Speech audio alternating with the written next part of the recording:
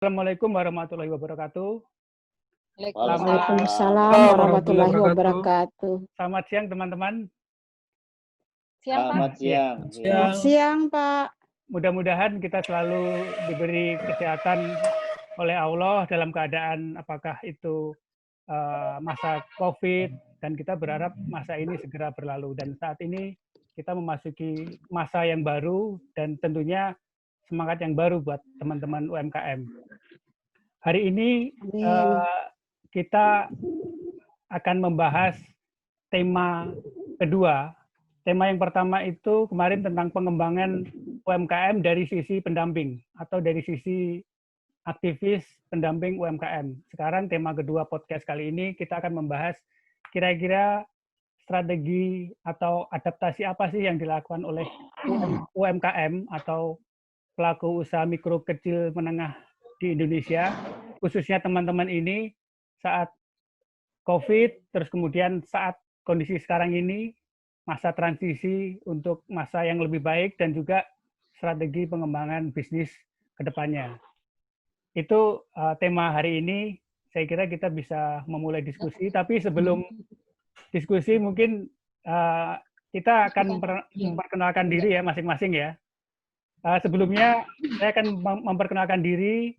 Saya Bastian, saya dari Perkumpulan untuk Peningkatan Usaha Kecil Bandung, aktivis di pemberdayaan UMKM, juga antusias fotografer dokumenter.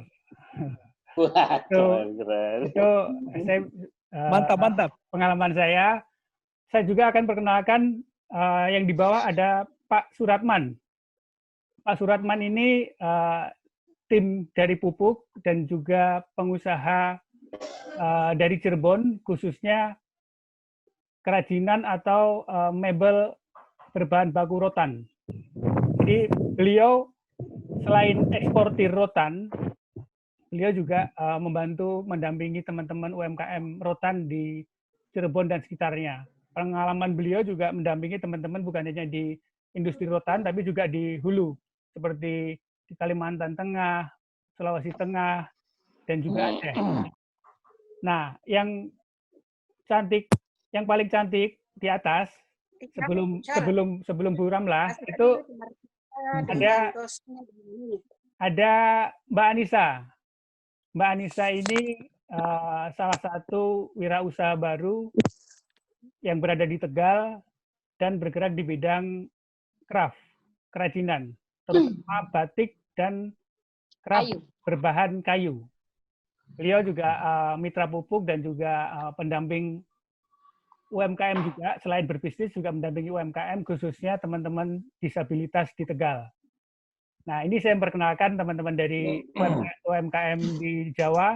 Mungkin Pak Asdar bisa memperkenalkan teman-teman mitra pupuk juga di Makassar dan Sulawesi Selatan.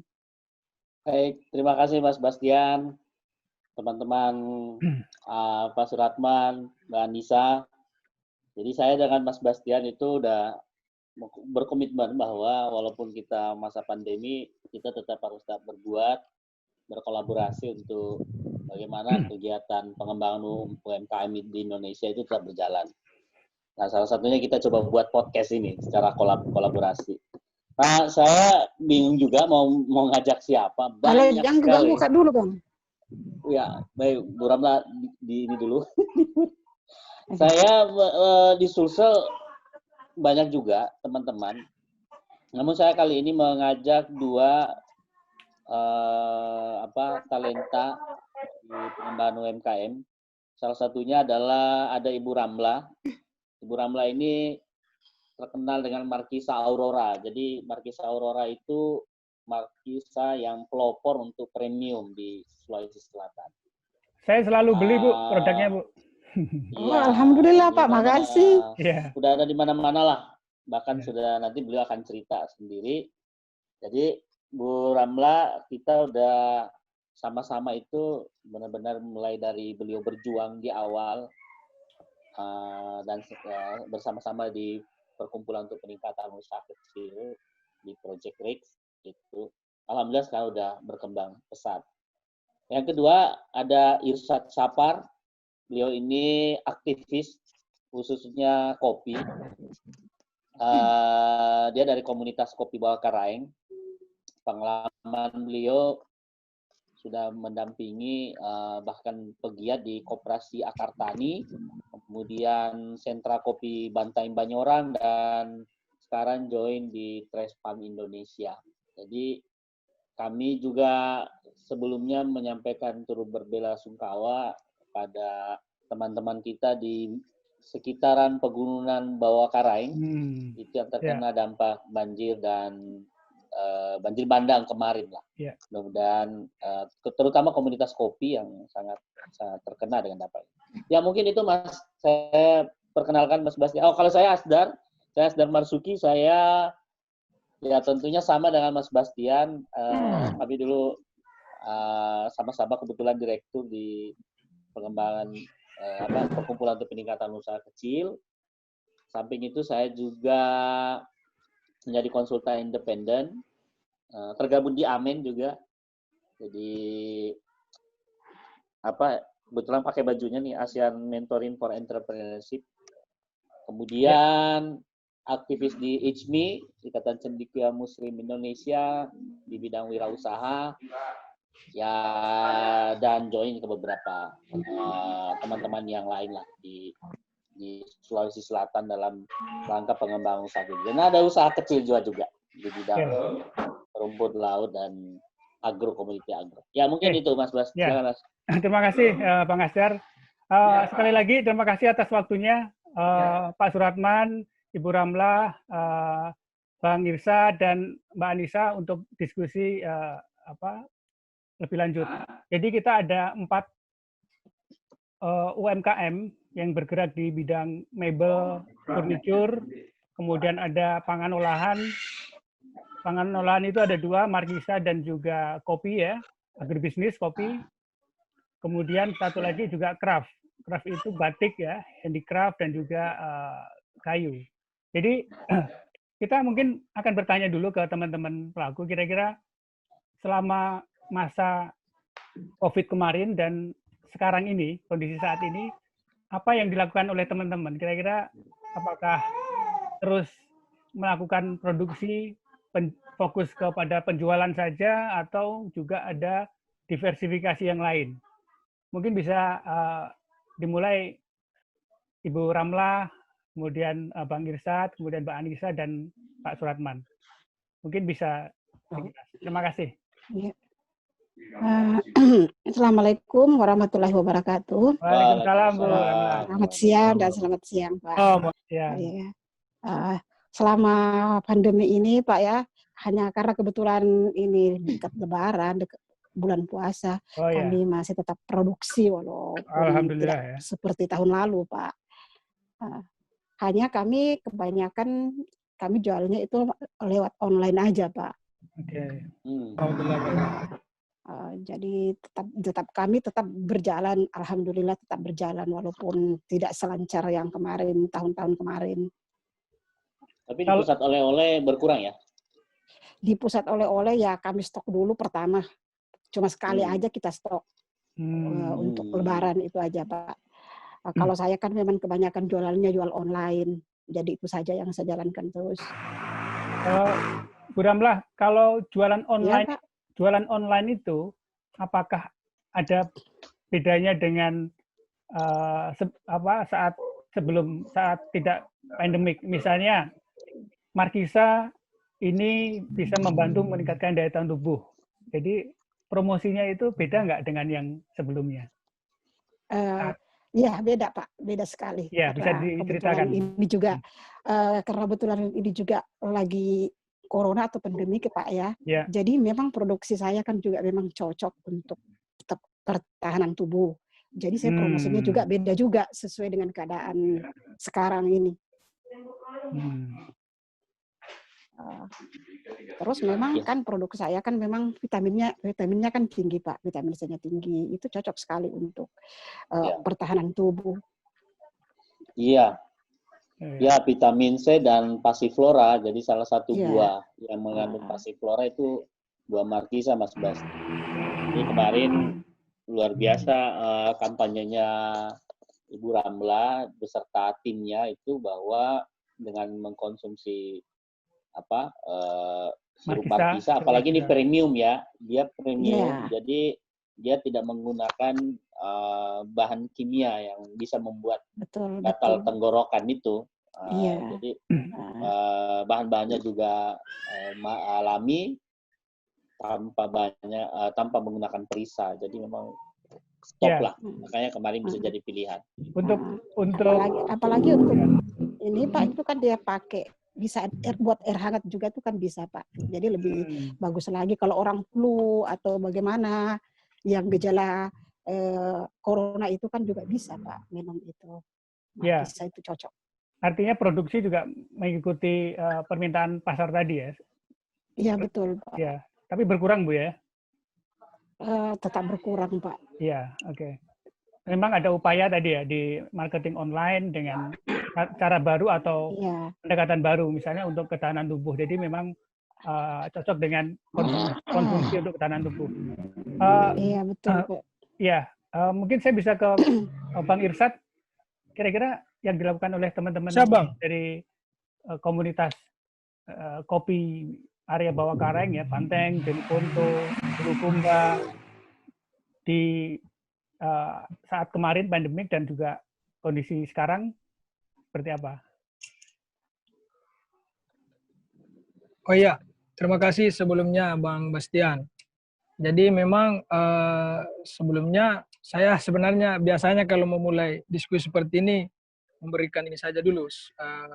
Kenapa kemudian kami fokus di kopi? Karena kopi ini kan komoditi dagang terbesar kedua setelah minyak di dunia. Jadi prospeknya cerah lah secara ekonomi. Dan juga dia saat ini menurut data kopi ini adalah minuman kedua setelah air putih. Selain cerah secara ekonomi, kami juga punya cara pandang lain bahwa kopi ini adalah bagian dari kontribusi perbaikan ekologi di dataran tinggi Bawah Karaing. Misalnya banjir bandang yang terjadi kemarin itu di Kecamatan Rumbia yang sebagian ketinggian 1000 mdpl ke atas itu sudah menanam hortikultura sehingga kemudian tidak ada pohon, akhirnya hujan datang, akhirnya tidak ada daerah tangkapan air di hulu. Begitu juga di Bantaeng, ada 2 kecamatan di Sinoa dan Ulu Ere, dia semuanya komoditinya adalah hulti dan akibatnya seperti itu. Jadi prinsipnya kami di sini adalah bagaimana fungsi ekonomi dan fungsi ekologi yang kita coba kedepankan. Itu yang mungkin sekedar pembukaan saja. Nah, selama masa pandemi corona ini semenjak bulan Maret sampai bulan Juni, tentu biasanya kalau saya jujur ada beberapa kedai-kedai di Makassar itu punyanya teman yang biasa minta kopi yang saya coba fasilitasi antara petani dengan beberapa kedai di Makassar. Ya tentu juga penjualannya agak menurun karena kan pada saat PSBB ini kan semua tempat public space ini kan tertutup, baik itu kafe dan lain-lain sebagainya. Tapi selama masa pandemi ini kita juga coba beradaptasi karena kan ada instruksi lah dari pemerintah untuk stay at home, makanya lebih banyak mencoba memasarkan kopi itu untuk kopi-kopi rumahan langsung diseduh. Nah itu juga yang coba masih kita cari formulasinya. Nah sembari juga karena kan panen kopi ini di bulan 6, 7, 8. Pas sekarang ini ya? Jadi pada saat ini kami sementara panen pertama, panen awal. Jadi karena kami tidak bisa ke Makassar ini, kami lebih banyak bertemu dengan beberapa kelompok tani, mencoba sama-sama berbincang lah bagaimana komoditi kopi ini bisa mensejahterakan baik itu dari tingkatan petani dan baik juga kita di tingkatan processing. Jadi lebih banyak ke desa, berdiskusi dengan petani untuk bagaimana kopinya ini bisa produktif. Karena kan petani kita di sini memang butuh edukasi yang sangat full ya, karena soal budidaya, petani kita memang belum menerapkan GAP, Good Agriculture Practices, sehingga kopi-kopinya ini jenisnya saja biasa ada petani kurang paham dan lain-lain sebagainya. Jadi lebih banyak kalau dari sisi ininya lebih banyak mencoba berdiskusi dengan petani, kelompok tani memberi sama-sama mencari solusi soal bagaimana pertanian kopi yang baik dan berkelanjutan. Nah, untuk di segi pemasarannya kita lebih banyak menyasar kopi-kopi yang untuk diseduh di rumah karena statement stay at home tadi itu. Saya kira seperti itu sih Bang Bastian. Jadi model kemasan untuk kopi yang siap saji ya pasti yang sudah bubuk ya? Iya, biasanya sudah bubuk. Ya. Kalau penggemar memang belinya biji, gitu. Tapi banyak juga yang memang nggak punya alat giling sendiri, jadi itu yang harus mesin grindernya. Itu yang harus didayangan. Ya, memang ada upaya lapangan ya untuk edukasi tadi, dan khususnya sebenarnya produktivitas. Nah, ditambah lagi isu ekologi. Ini memang menjadi isu dunia gitu kan, bukan hanya tanaman kopi, tapi sebenarnya apapun komoditinya, ekonomi dan ekologi itu memang tidak bisa dipisah. Itu sudah terbukti. Climate change ya. Oke, terima kasih. Nanti kita lanjutkan. Kenapa? Ya, nanti kita lanjutkan. Mbak Anissa, kira-kira Pak. Apa aktivitasnya? Selama pandemi COVID ya, Pak? Ya, dan awal-awal ya kemarin dan sekarang ya. Kalau pas kemarin itu kan ya memang pas awal-awal, waduh, apaan nih COVID, kayaknya kok seram gitu. Dan seram memang. Seram. Nggak bisa keluar-keluar, kemudian saya kan juga sebenarnya sedang mengkondisikan agar Petik Galeri itu bisa dikunjungi. Saya juga sudah berbenah cukup banyak merapikan tempat agar bisa menjadi salah satu destinasi kunjungan. Ternyata ada COVID gitu. Cukup mengecewakan.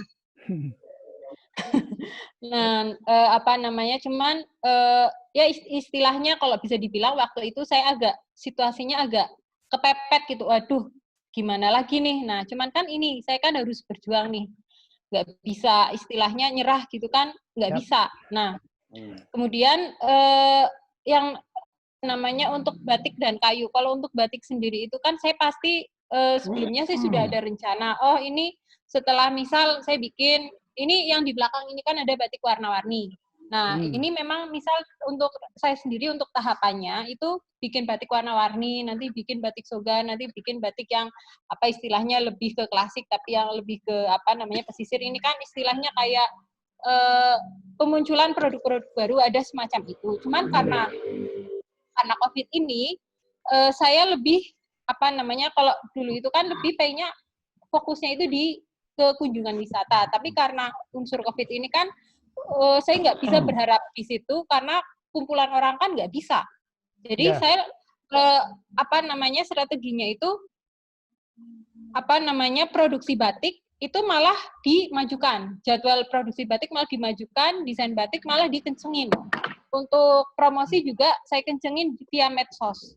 Jadi karena apa? Karena gimana, Pak? Ya, desain deh sekarang. Iya, desain. Lebih ke desain. Dan akhirnya untuk pelanggan-pelanggan lokal juga saya mengandalkan medsos untuk bisa berkomunikasi dengan mereka. Karena mereka aja mau ke galeri aja, padahal jaraknya nggak sampai 1 kilo, cuma beberapa ratus meter dari galeri aja nggak bisa datang. Gitu. Sampai segitunya itu gara-gara COVID. Ya, alhamdulillah, waktu kemarin COVID ini, istilahnya bisa lah melalui dengan walaupun berbeda ya ini kondisinya maksudnya ini bisa melalui dengan gitu. Baik gitu. Tetap ada pesanan, tetap ada, maksudnya lumayan lah untuk batik. Dan itu karena yaitu desainnya saya istilahnya kencengin untuk ini kan sudah lepas dari COVID nih. Ya nggak lepas banget, istilahnya new normal. Ini harapan baru, cuman kan istilahnya nggak boleh lengah gitu ya. Kayaknya kayaknya lebih enak enggak. saya istilahnya tetap ngencengin apa istilahnya dari segi desain, dari warna kayak gitu, saya tetap mencoba hal-hal yang baru. Kalau kemarin mungkin warnanya terlalu bright, ini saya mencoba ini latarnya nanti saya gelapin, itu nanti beda lagi. Warnanya juga saya berusaha untuk berbeda terus gitu. Itu dari sisi warna itu tadi melalui ya, proses riset nggak? Riset pasar nggak? Sekarang iya, ini milenial sukanya bright, sukanya yang vintage atau seperti apa? Kalau ini sih saya lebih ke arah nekat aja lah, apa yang yang penting gini, patokan saya yang penting warnanya itu bagus dan nggak norak gitu. Yang penting warnanya bagus nggak norak. Untuk pewarnaan kan ada dua tahapan. Yang pertama pewarnaan motif, yang kedua pewarnaan latar. Itu aja saat pewarnaan motif saya nggak ngerti. Nanti latarnya mau dibikin apa saya nggak ngerti. Yang penting warna motifnya dijadiin dulu, nanti selanjutnya warna latarnya nanti saya mikir. Dan melalui proses itu bisa. Kalau tadinya saya berpikir hingga 10 hari untuk memikirkan warna latar, kalau sekarang sudah jauh lebih cepat. Gitu. Itu hanya untuk urusan warna. Desain juga beda-beda gitu, Pak. Oke, jadi masa kemarin dan sekarang juga masih develop new market juga, kira-kira desainnya seperti apa yang dibutuhkan oleh tadi, kira-kira market yang baru, itu juga apakah by riset tipis-tipis atau juga by feelingnya Anissa yang memang milenial ya, jadi sudah memposisikan diri sebagai milenial gitu ya. Iya Pak. Jadi awalnya yang namanya batik Tegal itu kan pasti basicnya itu klasik, cuman kan saya juga melihat ada semacam celah pasar kalau orang itu pengennya itu ya pengen by custom, pengen yang lebih muda, kemudian pengen yang fun, dan untuk fun yang unsur fun ini kan nggak bisa diterima oleh pelanggan yang penyuka batik klasik. Jadi ya saya harus bermain di banyak banyak segmen gitu. Saya harus bikin batik klasik, bikin batik fun juga. Untuk bikin batik-batik yang lucu itu aja juga saya merasa butuh perjuangan yang besar, karena ketika saya kan tes pasar dulu ya, tes pasar nanya ke teman-teman ini kayaknya bagus enggak, dan mereka itu ketawa gitu. Ya, Jadi tes pasar. Saya mau nanya nih, Bas. Saya sih nekat aja wis tak bikin wae gitu. Silakan, Pak Kasder. Mbak Nisa, ada nggak pelanggan yang unik nih mintanya di masa pandemi? Pelanggan unik gimana, Pak? Ya, misalnya minta motifnya apa, kayak ada COVID atau apa gitu. Oh iya. Kalau untuk pelanggan yang meminta COVID, jujur aja belum ada. Kalau untuk saran Anissa, ayo bikin motif COVID, bikin motif Corona, itu otomatis jelas saya tolak, Pak. Karena itu adalah pengalaman yang menyakitkan. Kecuali ada yang order, akan saya bikinkan. Tapi kalau misalkan iseng-iseng saya bikin, saya nggak mau. Kalau pelanggan tetap masih ada nggak yang pesan? Pelanggan tetap dari dulu hingga sekarang masih ada. Ada penambahan juga ada. Pelanggan baru juga ada. Pelanggan yang dulu dulu kan pelanggan sempat jenuh karena mungkin saya pernah istilahnya batiknya itu terlalu klasik, ternyata dia itu lebih ke arah fun. Akhirnya dia balik lagi gitu. Ada yang orang itu sebenarnya nggak terlalu suka batik, cuman lihat saya loh kok batiknya lucu ya, ada batik kucing kok imut-imut menggemaskan, dan kemudian ada yang malah akhirnya beli gitu. Jadi ya saya istilahnya memang ini yang namanya COVID nggak bisa dihindari, ya sudah, saya mau gimana lagi. Yang penting kan saya berupaya untuk bertahan hidup dong, Pak. Jadi yang bisa saya lakukan variasi produk ya saya keluarkan semua. Dan alhamdulillah beberapa produk, ya sejumlah produk ada yang menerima gitu. Repeat order juga ada, Pak. Gitu. Lanjut. Bagi saya kan, iya Pak. Sementara lanjut dulu, nanti kita bisa diskusi mengenai market juga ya, siapa konsumen saat ini dan kira-kira konsumen kedepannya itu seperti apa sih? Apakah kita harus melakukan diversifikasi produk atau punya konsumen yang baru? Pak Ratman, bagaimana nih ekspornya? Rotan lancar dan lain sebagainya, mungkin bisa cerita nih, ini yang punya pabrik nih.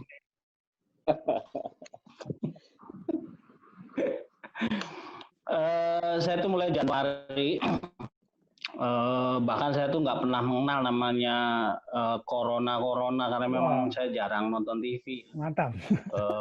Saya Januari. Apa? Nontonnya nonton. Oke, mau nonton. Jadi saya pas Januari saya bikin Euro trip ya. Saya visit beberapa customer, kemudian sama seperti yang dulu kita difasilitasi oleh Pupuk tuh Pak, di yang di Jerman tuh. Di Jerman ya. Colin Mes.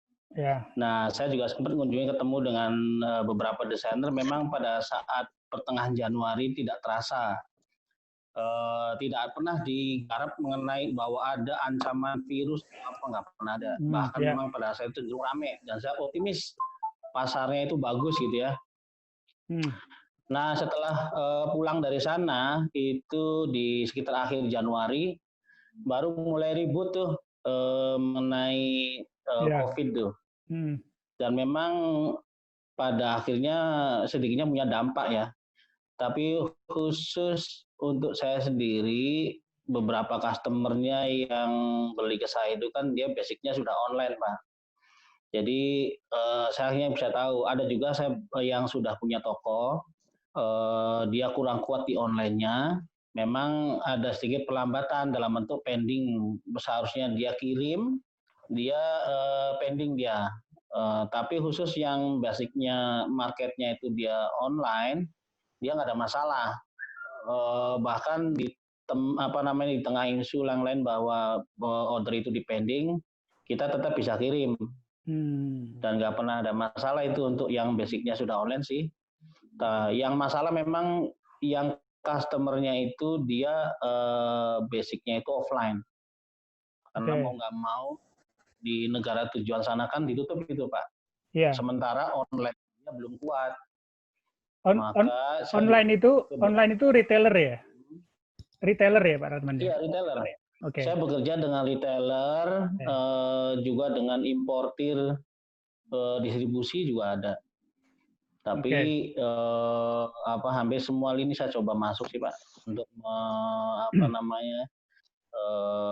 menyasar beberapa, kita pengennya sih yang retail supaya harganya itu lebih baik gitu. Ya jadi memang segmen bayarnya Pak Ratman produk rotannya kan memang yang retailer yang punya lebih banyak kepada market itu. Karena memang mengejar margin ya dibandingkan yang offline tadi. Harga lebih bagus kalau kalau di retailer kan kita menghindari beberapa pemain tengah ya, akhirnya harganya juga pasti lebih baik lah Pak, lebih kompetitif. Bahkan kita tuh lebih ada bukan saving, artinya kita punya sedikit tabungan untuk develop lebih banyak, kemudian kita bisa visit customer dan pameran itu slotnya ada gitu. Tapi kalau misalnya dari pemain tengah agak sulit juga Pak. Itu market lokal ada nggak Pak Ratman yang produk retailer? Saya itu ngembangin lokal tapi gagal terus Pak. Oh, jadi memang ke ekspor ya? Spesialis ekspor Om. Oke ya, mantap. Lokalnya saya belum ada dan saya pengen coba dan beberapa kali coba itu kurang berhasil ya. Ya. Kurang berhasil Pak. Oke. Saya coba terapkan juga pengetahuan saya mengenai pasar online dan kebetulan di Indonesia ini masih punya sisi kelemahan terkait masalah harga kurir yang tidak kompetitif. Kadang-kadang saya dapetin saya jual porsi itu lebih mahal ongkosnya. Bahkan saya punya customer di Manado, Pak, di Manado. Yeah. Itu ya memang ongkosnya itu lebih mahal daripada harga barang itu sendiri. Setuju. Potensinya bagus. Oke. Yang paling tepat kalau untuk di lokal saya harus buka kantong-kantong ya, buka offline gitu. Kerjasama lah dengan teman-teman kayak nih teman binanya Pak Asdar nih. Ayo mana berminat buka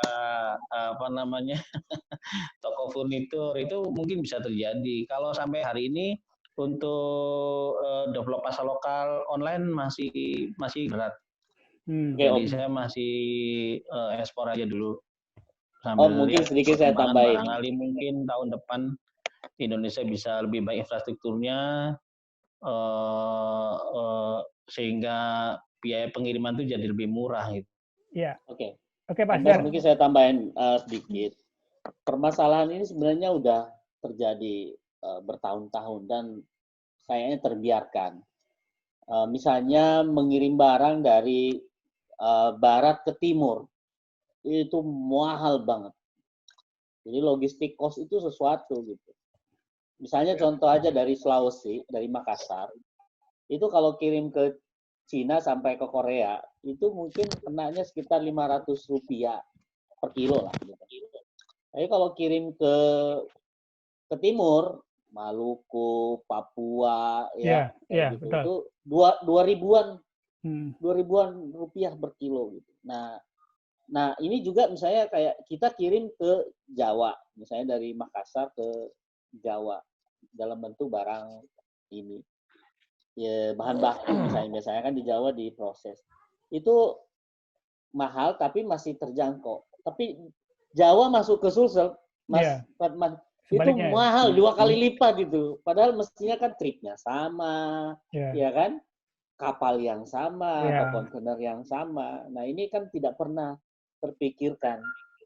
Kita kirim dari Sulawesi ke Medan itu jangka waktunya nyampenya lama banget, ya, dibanding kita ngirim ke Filipina, ke Cina, ke Korea atau ke Jepang, dan biayanya 2 kali lipat. Nah ini pemerintah mestinya harus membaca ini, jadi supaya numbuhin pasar lokal, ya bagaimana logistik cost itu bisa kompetitif. Ya betul. Ya sebenarnya di tengah-tengah euforia atau pola distribusi online atau perdagangan online yang baru ini kan sebenarnya biaya distribusi untuk produk itu kan harusnya bisa mengikuti kan sebenarnya. Nah ini yang sebenarnya kurang didukung khususnya untuk suprastruktur yang ada di Indonesia Timur. Memang gap-nya di situ gitu. Memang gap-nya di situ. Jadi di tengah-tengah masyarakat atau pelaku UMKM ingin meningkatkan penjualan produk yang melalui online, ya untuk luar Jawa, khususnya Indonesia Timur itu masih belum visible ya sebenarnya. Jadi ya mudah-mudahan ini bisa disikapi oleh jasa distribution, logistik dan lain sebagainya. Ini sama halnya dengan program kita pupuk yang di Papua. Jadi kita mendampingi teman-teman pengusaha garment, pakaian jadi ya. Yang mereka butuhkan adalah kain, logistik, bahan baku. Semuanya dari Jawa. Nah, biaya transport, biaya logistik di sana luar biasa, gitu kan. Pakai pesawat, pakai kapal, maupun mungkin yang lainnya jika ada titip gitu ya. Jasa titip juga sama-sama tinggi sehingga mempengaruhi harga jual. Nah, itu memang masih menjadi pemikiran atau development pricing-nya oleh teman-teman. Bagaimana sih menyikapi tadi distribusi? Oh, misalnya ternyata nggak perlu beli bahan baku dari Jawa atau Surabaya, tapi melalui Makassar gitu misalnya. Itu kita masih mencari pola seperti itu gitu. Untuk bikin stok, inventory stok bahan baku untuk sekian lama, misalnya 3-6 bulan. Itu kan juga perlu perencanaan yang baik.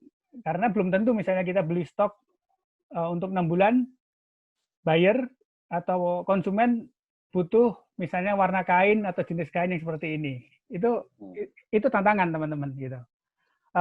Mungkin yang lainnya kira-kira ada tambahan sebelum masuk kepada silakan, Om. Ini Pak, apa namanya, nambahin apa saya? Ya, silakan Pak Rahman. Apa namanya, Indonesia Timur. Iya, Indonesia Timur itu sebenarnya pasarnya bagus, Pak. Saya pernah 6 bulan tahun lalu itu di daerah Sulawesi Utara dan Gorontalo. Selama 6 bulan saya di sana. Dan apa namanya, pasar untuk furnitur itu cukup bagus sih sebenarnya. Cuma memang untuk apa namanya ya, untuk online tuh memang belum menarik. Harus dari sisi harga aja saya lihatnya. Itu Indonesia Timur tuh lumayan bagus sih Pak. Ya. Harganya dibanding di Jawa gitu. Tinggi. Dan ya tinggi, cukup tinggi. Cuma memang ada kendala juga di furnitur berbasis rotan itu masih dibilang cukup mahal dibanding kompetisi yang lainnya kan ada kayu, kemudian ada plastik yang dari Cina itu kan juga jadi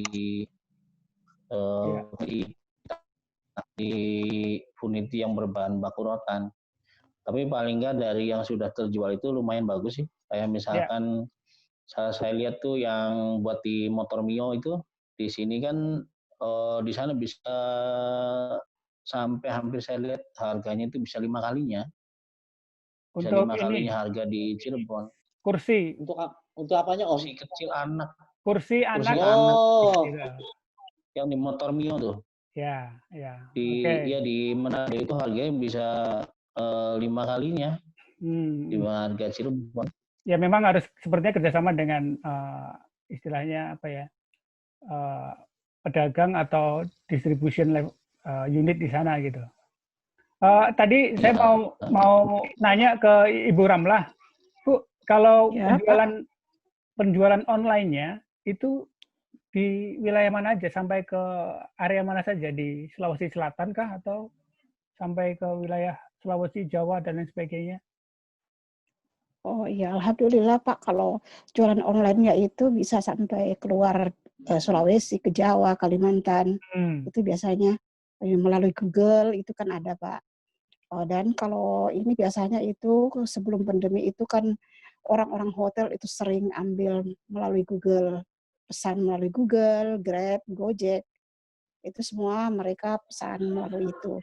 Jadi alhamdulillah dengan ada penjualan online itu sangat membantu sekali, karena memang saya jualannya online yang lebih banyak Pak. Oke. Kalau Bu Ramlah seperti apa ya? Tadi kan ada Google. Apakah pasang iklan juga di media-media tadi seperti mungkin Facebook, Google? Pasang iklan atau memang biasa saja memanfaatkan pemasaran atau marketing online yang free gitu? Sering Pak, saya sering iklan itu di Facebook, iklan di ya itu rajin, hampir setiap hari saya iklankan ke Facebook, ke Instagram, dibantu dengan anak saya, karyawan saya.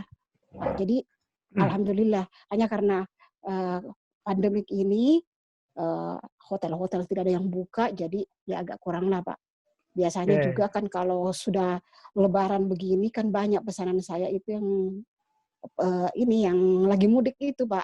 Nah, itu yang biasa karena sekarang nggak ada mudik, jadi itu yang agak berkurang penjualannya.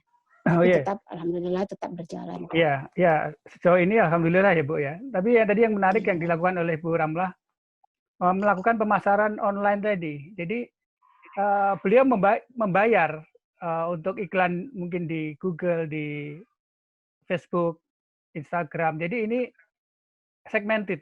Akhirnya itu jadi segmented ini ya, market. Mereka kan punya mesin-mesinnya itu, misalnya Google gitu. Ya Google AdWords istilahnya. Mungkin teman-teman seperti Batik, Anissa juga bisa melakukan pola yang sama untuk pasar lokal. Jadi kita bisa memilih ini coverage iklannya sampai kemana aja sih gitu kan, kelompok umur berapa saja sih gitu, dan area sebenarnya itu segmented sekali. Tapi memang konten dari iklan itu juga harus disesuaikan. Itu bisa tematik gitu kan.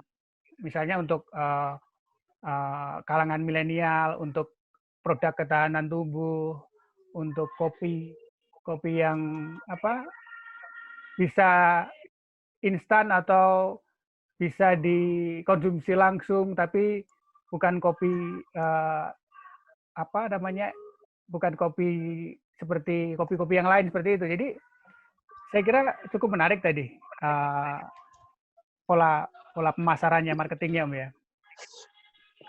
Om, saya mau tanya Bu Ramlah. Ya. Tadi kan sempat sebelum ikut ini kan ada pertemuan ya dengan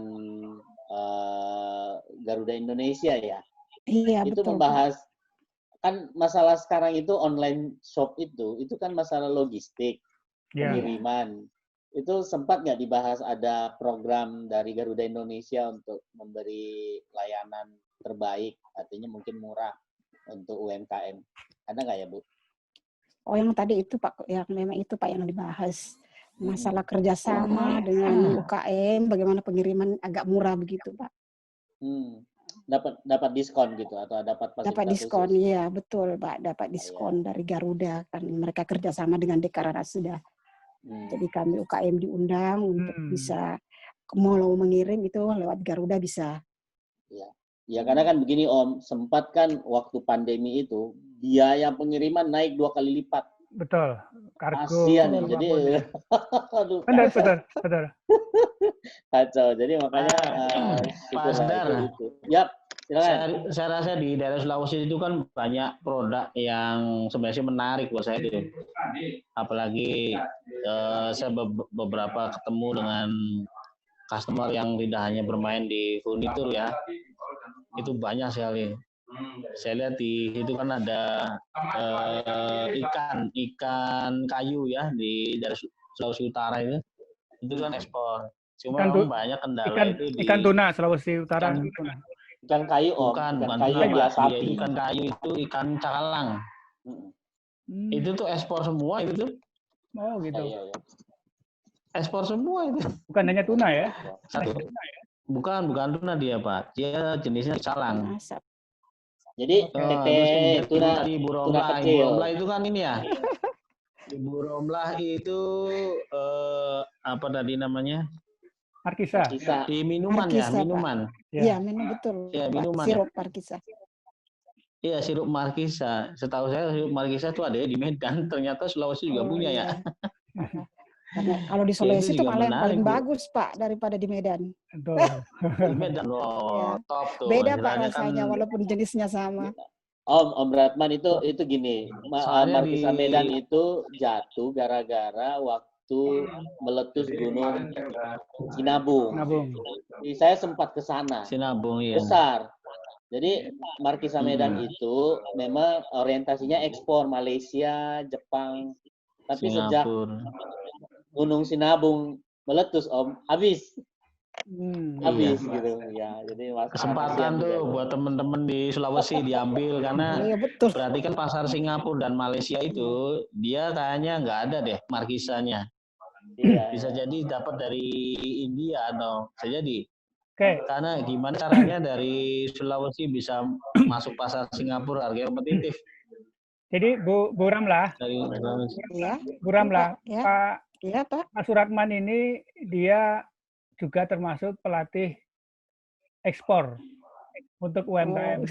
Jadi selain dia pengusaha yang sudah ekspor, dia tahu seluk-beluknya dan juga jaringannya. Jadi sebenarnya kita juga bisa berjejaring nih dalam keluarga. Iya, betul. Dalam konteks ini. Iya, bisa kerjasama. Iya. Kalau ini Bang Irsyad, ya. Bisa dibantu juga Pak itu pemasarannya Markisa keluar. Nah, ini Bu saya hanya berbagi saja apa yang sudah pernah saya lakukan dengan teman-teman di produk yang lain. Saya tuh sering ditantang mana pasarnya. Betul. Dan ini saya punya cerita juga. Ketika pasar itu sudah kita dapatkan, ternyata masalahnya itu diproduksi. Kasusnya ibu di minuman itu terjadi di Cirebon. Di kita tuh waktu ada kunjungan yang dari Belanda itu siapa ya saya lupa ya. Saya ada dari Kadin Belanda itu datang ke saya, dia minta produk UMKM yang ada di Cirebon. Saya bahwa itu kerajinan rotan, kemudian hasil laut itu dalam bentuk kupas daging rajungan atau kepiting. Salah satunya itu minuman yang terbuat dari mangga. Oh ya. Dan ketika mangga itu ada namanya apa, pure ya, pure gitu. Dan ketika diberikan akses semua pelatihan apa segala ada, ternyata produksinya ketika dia dapat kontrak, dia nggak mampu. Keinginan untuk ekspornya rata-rata UMKM itu tinggi. Tapi khusus untuk menyiapkan supply biasanya belum siap. Karena kalau sudah larinya ekspor, permintaannya itu tinggi banget. Kayak contoh gini Pak, kasusnya mangga. Saya dulu pernah mangga tuh. Ya, betul, mangga. Mangga itu permintaan Singapura itu 40 ton seminggu. 40 ton seminggu. Bisa juga bertahap. Kalau misalkan bisa bertahap juga sebenarnya kan? Bisa bertahap mulai dari 2 ton. Iya. Tapi itu tuh untuk bisnis kalau nilainya kecil menarik Pak. Kalau misalnya 2 ton seminggu sih buat apa? Di sana juga satu toko aja mungkin minta lebih dari itu. Gitu. Iya. Dan itu kan difasilitasi oleh Kadin Singapura pada saat itu. Ketika dapat kontrak 40 ya alhamdulillah balik lagi ke Indonesia bahannya nggak ada. Jadi memang itu tuh kayak apa ya? Kayak nanya apa ya? Kayak telur mana ayam. Orang produksi bilang pasar mana, orang pasar bilang produksi mana. Ya, jadi memang seperti diskusi podcast pertama, peran pendamping UKM, mungkin dari LSM lokal atau juga pemerintah terkait ya, itu sebenarnya ya penting dalam konteks untuk memenuhi supply and demand tadi gitu. Jadi memang ini apa namanya satu PR juga yang memang masih terus berlanjut ya, Master ya. Jadi kemarin kita diskusi itu business environment-nya bukan hanya pelaku UMKM-nya tapi lembaga pendukung juga gitu. Mungkin ada masukan juga dari Bang Irsyad atau Mbak Anissa terkait dengan rencana strategi jualan atau bisnis ke depan seperti apa sih? Jadi kita harus memandang secara optimis gitu. Silakan Bang Irsyad atau Anissa coba.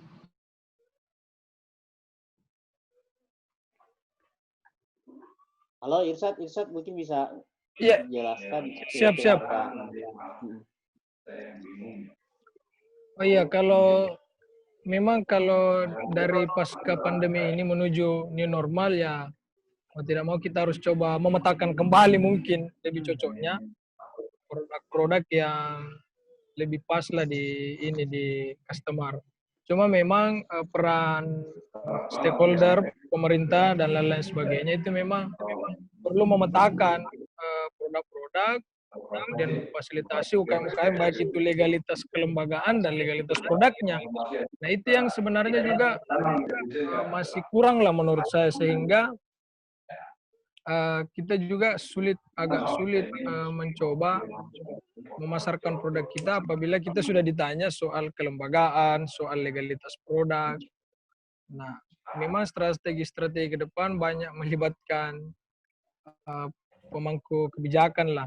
Kalau memang kita ingin mendorong produk-produk UKM ini bisa berjalan dengan baik. Saya kira itu saja. Kalau kami di Kopi, memang kita punya banyak spesifikasi permintaan pasar. Jadi kita saat ini menyesuaikan saja dulu, karena kan setelah gara-gara corona ini kan semua serba mau dibilang buyar juga tidak, tapi kita harus memetakan kembali, mengidentifikasi kembali kira-kira apa sih yang cocok untuk customer ke depan ini setelah pasca corona. Saya kira itu sih kalau dari saya Bang Bastian. Ya, kalau di Sulawesi Selatan sendiri atau lokal ya, Jeneponto, Bantaeng, Bulukumba, kafe, terus kemudian konsumsi lokal sudah mulai tumbuh kan, buka kan? Iya, kalau untuk beberapa kabupaten di Sulsel memang sudah ini, kopi ini sudah mulai booming di beberapa kabupaten, banyaknya buka kedai-kedai kopi. Nah, cuma kan gara-gara corona ini kan yang bikin jadi ini juga, jadi problem juga, karena kan ngafe ini kan tempat ngumpul. Nah, tempat ngumpul ini yang kemudian di lockdown ya? Iya, dibatasi lah. Meskipun sebenarnya kalau hanya di Makassar saja yang ini, yang banyak terpapar lah kayak begitu dari data yang ada. Tapi kalau di kabupaten kota di Sulsel masih zona hijau. Ya. Nah, padahal kan kalau di sini kan luasan kopi itu kan berapa ya? Memang kita di sini ada 7 kabupaten yang penghasil kopi. Di bawah Kareng ya? Iya, bawah Kareng itu meliputi 7 kabupaten. Ya. Jadi memang sangat berpotensi lah untuk menjadi semacam tulang punggung perkopian baik di lokal, nasional, bahkan mungkin di kancah internasional. Itu sih harapan-harapan kami. Cuma sekali lagi kita harus mengidentifikasi kembali nih, bagaimana strategi-strategi ke depan pasca corona ini. Ya, Bang Asder.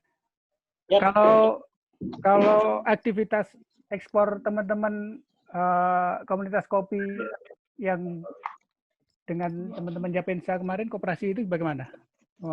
Masih berlanjut atau memang ya pasti berkurang ya? Sampai hari ini untuk kopi ya, yang setahu saya teman-teman ya, nggak tahu yang perusahaan gede itu belum ada yang ekspor. Ekspor. Koperasi ya? Ada sih. Oh ya, kalaupun ada yang ekspor biasanya kecil-kecil, 10 kilo, 20 kilo, hanya testing aja dulu. Biasanya seperti itu karena beberapa negara tujuan kan juga masih belum beraktivitas baik, dan waktu kami komunikasi juga beberapa buyer juga di luar negeri, mereka mau ngabisin stok dulu gitu.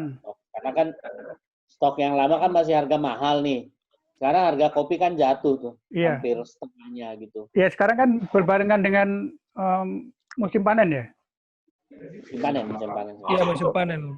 Itu yang dilakukan tadi kan Irsyad sudah nunjukin tuh di warehouse lagi proses ya.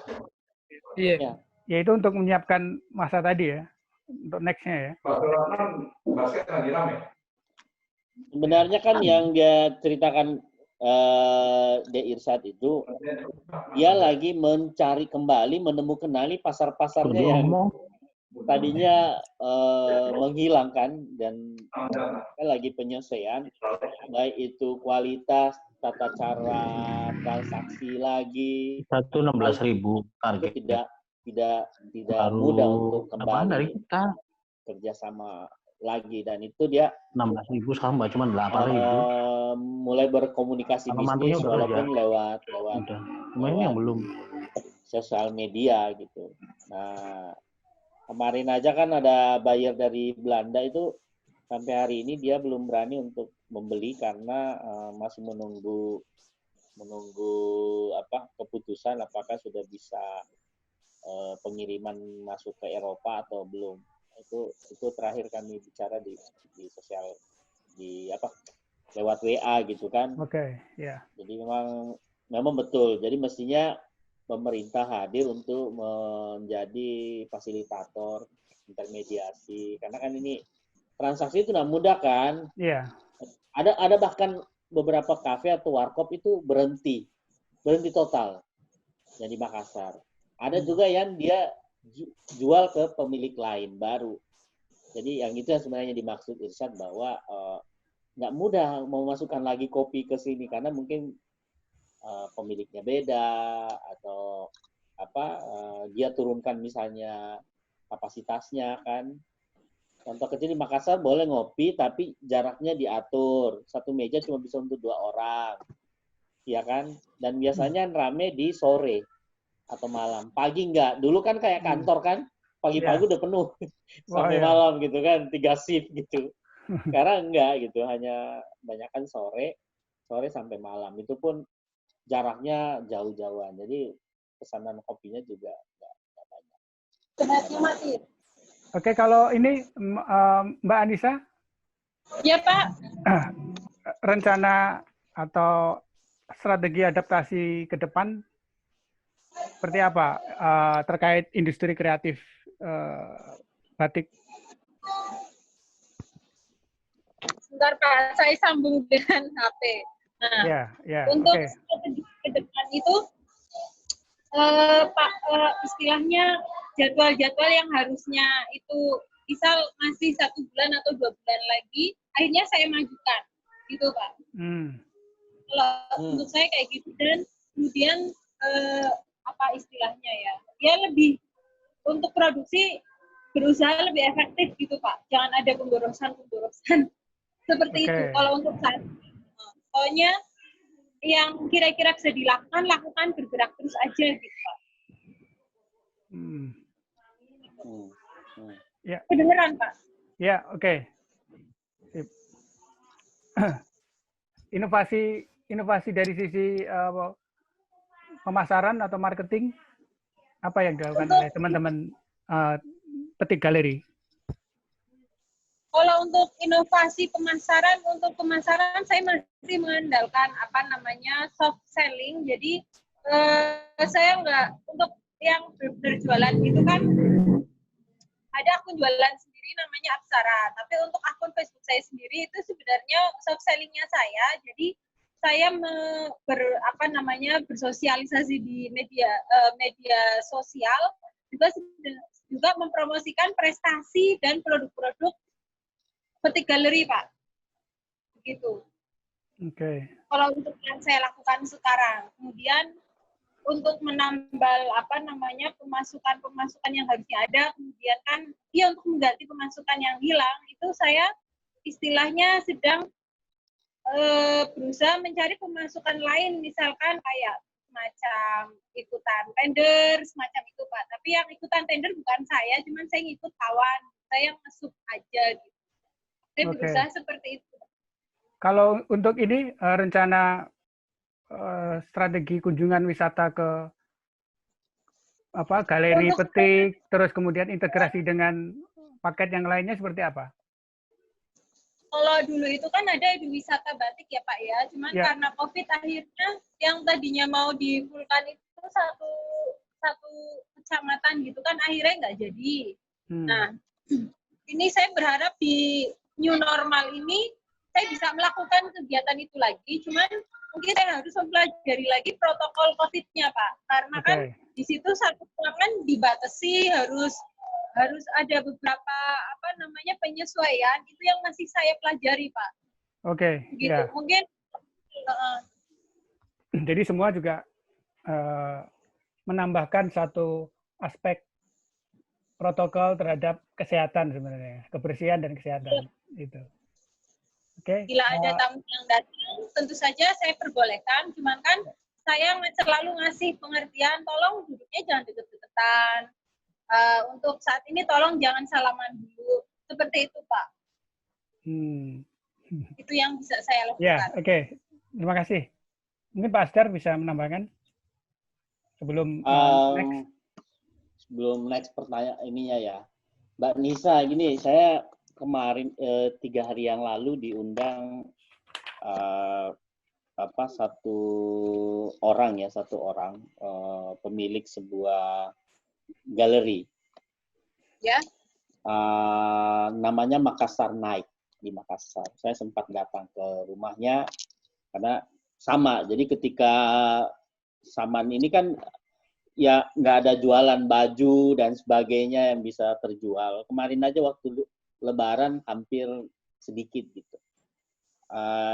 Dia juga ikut jualan masker dan sebagainya. Alhamdulillah bagus dengan segmentasi tertentu. Tapi ada menarik karena dia punya karyawan juga dan dia punya fasilitas infrastruktur untuk mendesain ya. Mereka mendesain baju, mendesain karakter dan sebagainya di ininya. Dia itu jual ke luar negeri.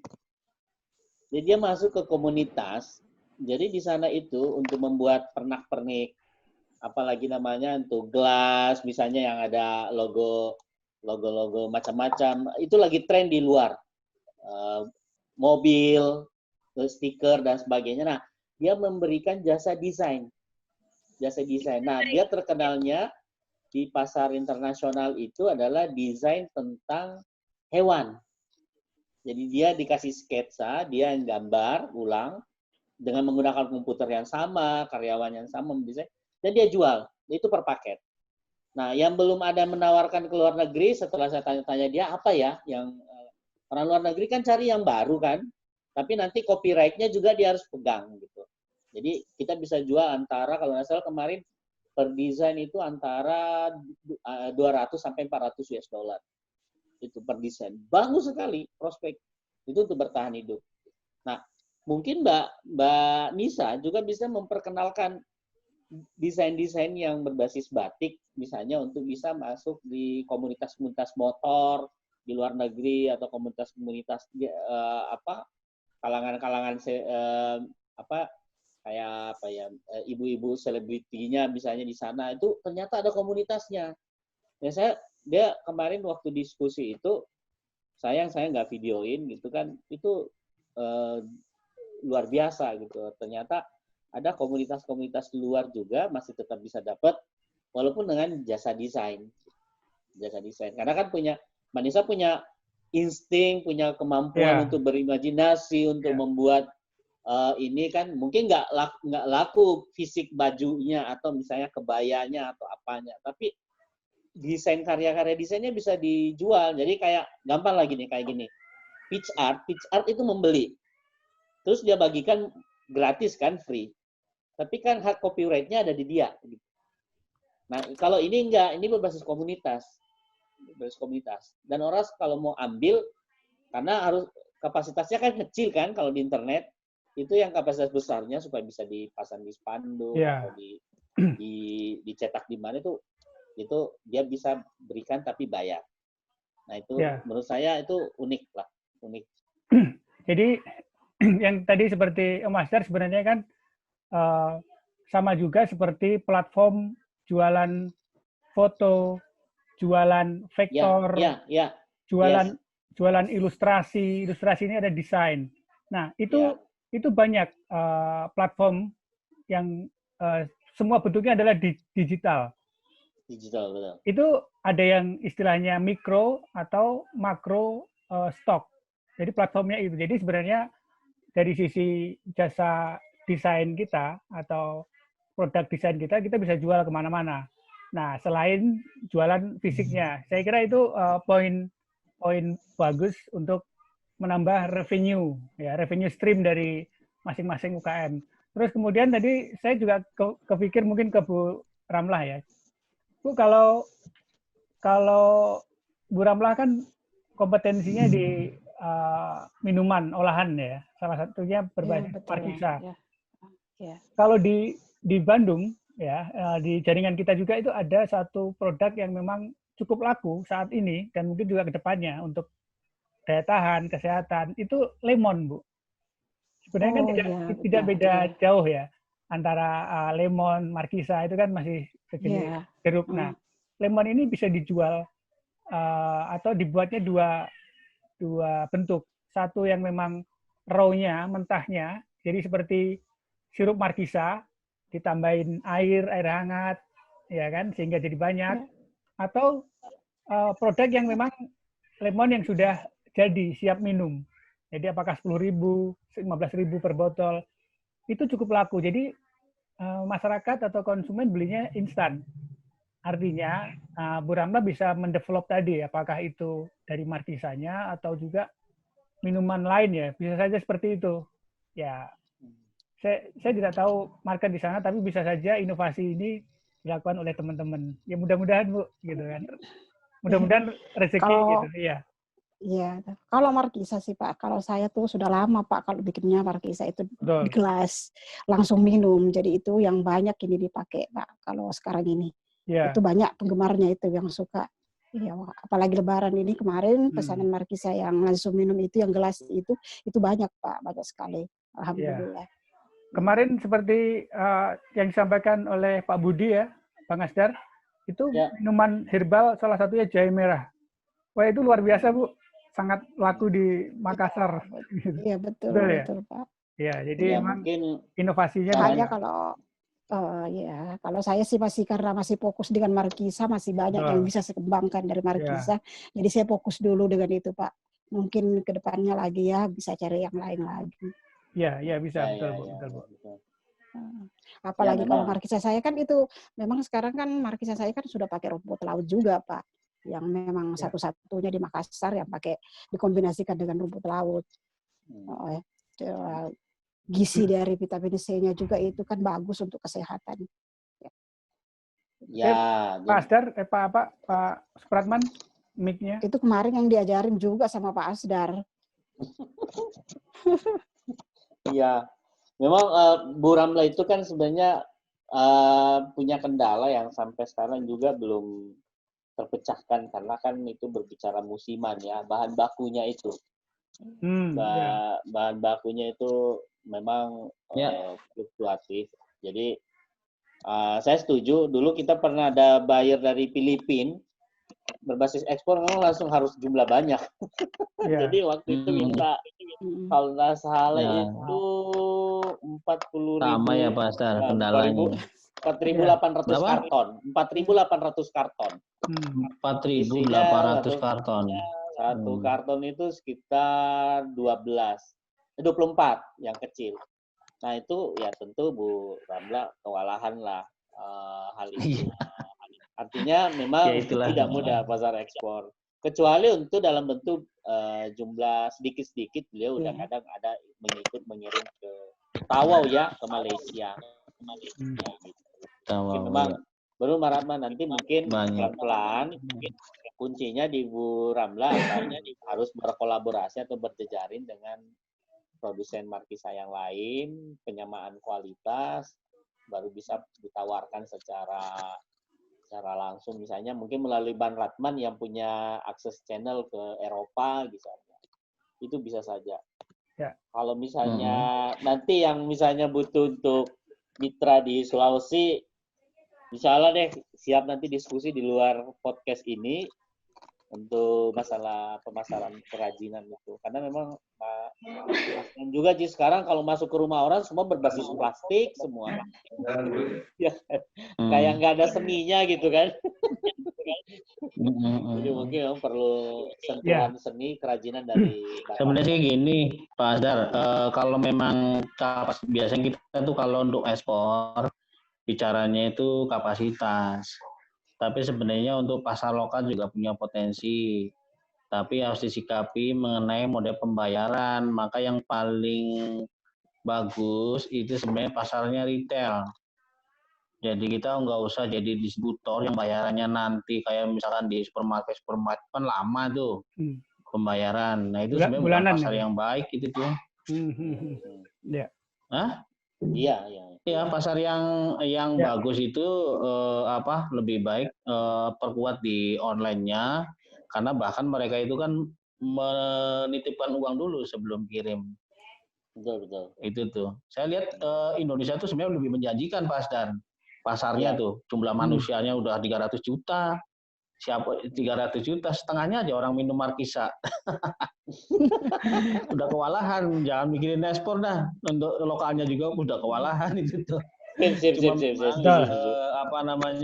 saya lihat yang punya masing-masing punya kelemahan. Kalau untuk ekspor pasti kaitan dengan komitmen atau suplai pengiriman yang jumlahnya skalanya besar. Pembayarannya pasti. Jadi nggak usah khawatir. Nah sebenarnya pasar lokal juga ya pengalaman saya pribadi itu lemahnya pembayaran. Maka itu kalau kita bekerja sama atau mencari pasarnya itu distributor. Tapi kalau pasarnya itu retail, dia lebih menjanjikan sebenarnya. Lebih menjanjikan itu tuh. Jadi, yang penting yang target sasaran pasarnya itu adalah end user atau customer langsung. Itu malah lebih menarik daripada ekspor sebenarnya. Betul. Jadi gini, terima kasih Pak Ratman dan teman-teman. Sebenarnya kita bisa mengambil beberapa poin ya dari podcast atau diskusi ini. Kalau kita kembali ke bisnis model atau model bisnis kanvas, gitu kan, kita bisa melihat aspek dari customer atau konsumen. Jadi kita bisa mendefinisikan kembali atau kira-kira melihat kembali siapa saja sih channel konsumen kita. Apakah konsumen kita sekarang yang existing harus kita perkuat atau juga kita perlu melihat konsumen-konsumen yang lain, yang baru. Tadi disampaikan juga terkait dengan konsumen, ada konsumen retail, gitu kan, yang memang cukup banyak. Bahkan banyak ini di domestik ya, di Indonesia. Itu cukup banyak. Dan cara atau channel bagaimana mencapai konsumen retail tadi bisa melalui channel online, gitu kan. Jadi melalui pemasaran online, marketing online, distribusinya juga menggunakan jasa distribusi seperti JNE, POS, dan lain sebagainya, yang memang harus kompetitif juga ya dari sisi pricing ya, penentuan harga. Itu sesuatu yang luar biasa. Belum lagi kalau kita lihat misalnya ada konsumen baru yang dirasa kita harus melakukan diversifikasi produk atau nambahin produk ya, dari produk yang ada sekarang kita juga tetap fokus kepada pengembangan yang ada atau juga nambahin produk yang baru. Oh ternyata ini loh yang dibutuhkan saat ini, masa sekarang, masa setelah COVID atau new normal atau juga nanti perkembangan ke depannya. Jadi teman-teman perlu melihat itu juga gitu kan. Nah, kalau urusan berikutnya dari sisi produksi, saya kira kita bisa berjejaring. Tidak selalu misalnya tadi kebutuhan yang produk yang cukup banyak bisa disuplai sendiri, tapi juga ternyata community base seperti kopi ya, Bang Irsyad tadi, dia punya banyak petani, dia punya banyak unit-unit pengolahan kecil. Nah, bisa di pool atau kerjasamanya bisa dikelola misalnya oleh trading house. Trading house kalau di Makassar mungkin ada namanya posko ya, posko UMKM seperti itu. Jadi cukup banyak modal, tapi memang jadi UMKM tidak bisa berjalan sendiri. Memang harus ada namanya proses tadi pendampingan. Apakah itu dari konsultan pendamping, BDS atau pemberdaya ekonomi UMKM, bahkan juga pemerintah dalam hal ini tadi disampaikan oleh Pak Ratman atau Bang Aster juga ada lembaga pembiayaan. Nah, itu juga lingkungan atau environment yang seperti itu yang kita harapkan untuk tumbuhnya UMKM. Saya kira peran atau kolaborasi pendamping UMKM, pemerintah, terus kemudian praktisi dan UMKM sendiri yang bisa mendorong meningkatkan daya tahan ya, kelantingan UMKM di Indonesia tadi. Apapun kondisinya atau pandemik atau pagebluk yang terjadi ya, teman-teman bisa beradaptasi gitu. Saya kira itu poin-poin yang memang bisa menjadi inspirasi ya atau input buat kita semua. Artinya upaya terus dilakukan, inovasi terus dilakukan, dan kita tidak bisa sendiri, kita harus berkolaborasi. Saya kira itu dari saya, Bu Ramlah, Mbak Anissa, Pak Ratman, dan Bang Asdar, juga Bang Irsyad. Mudah-mudahan kita bisa follow up dan berjejaring pasca podcast ini, dan saya berharap kita semua bisa berdaya saing ya. Terima kasih. Amin. Itu dari saya dan juga mewakili Pak Asdar ya, Pak Asdar ya. Mudah-mudahan kita bisa bertemu di podcast berikutnya, dan ini akan disiarkan atau akan di-upload di YouTube. Jangan lupa untuk disaksikan dan di-share ke teman-teman yang lain. Terima kasih. Wassalamualaikum warahmatullahi wabarakatuh. Waalaikumsalam warahmatullahi wabarakatuh.